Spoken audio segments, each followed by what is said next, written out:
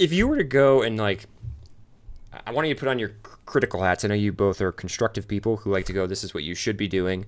But I'm curious, as you look at the industry and you look at some of the, let's say the larger AA and the AAA productions that are coming out that are missing, is there like a couple of pieces of advice that you would give their marketing teams, or like as people who are trying to stay on the cutting edge of, again, this what has evolved into the combination of marketing and community? Like, what would you tell them?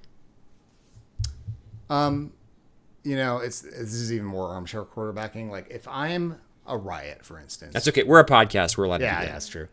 We have license. I feel like the correct approach probably, and this is, I'm sure a bunch of smarter people would argue with me, would be to have more of a labs style approach to publishing. Like, get your stuff to a point where it is a proof of concept and expose it to the light of day. Show it to players early. Do it in a way that is, branded correctly, so you can kind of hedge some of the risk around, like, because one reason why big studios and big publishers are resistant to showing stuff early is because there's only one chance to make a first impression, but also there's an expectation from the audience. You have this game that, if let's say it's GTA or whatever, or and so probably the right way to market GTA 6 is not to show it early. It's to wait until that thing is done as it could be and really market the hell out of it and whatever.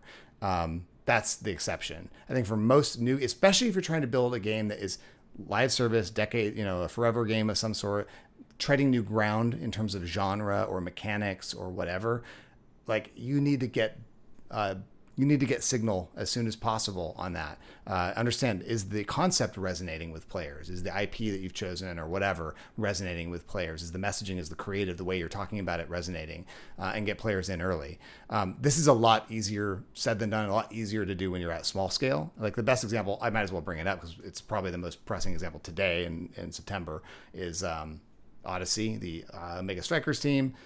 They put that game kind of on ice. They're still supporting it, but they're not making new content for it because it wasn't a sustainable free-to-play business. A lot of us have learned that lesson in the last 5 years. Yeah, it turns out to make money, you got to be somebody's favorite game, and by somebody I mean half the planet. Right? Yeah, it's just, and so they have a game that's like a battle royale smash platform fighter, and they're like, we've been developing it for about 9 months, and we're just gonna. Hey, we have an audience. We have a community that likes the IP, likes us as developers. We have a good marketing team. Let's just show it to people and play test it. And like, we're going to say publicly, we're going to kill this game if the numbers don't work. Right. So come play it. Tell us what you think. If it doesn't work, whatever. It's a prototype. We got 5 more in the backlog too. That's a really interesting approach. They are able to do that at scale because they already have an audience, so they can get 2,000 people to come play the game, like concurrently, for a brand new game. They get 20,000 wish lists out the gate just by making a tweet and a video. I'm underselling the amount of marketing coordination that goes into that, but they do have they've invested, right? They are reaping the benefits of having invested in marketing in really smart ways for their first game, where they had to be a lot scrappier and had to do a lot of crazy stuff, like get a bunch of like Brazilians to come stream the game and get a bunch of college esports organizations to get on board and get super psyched about it.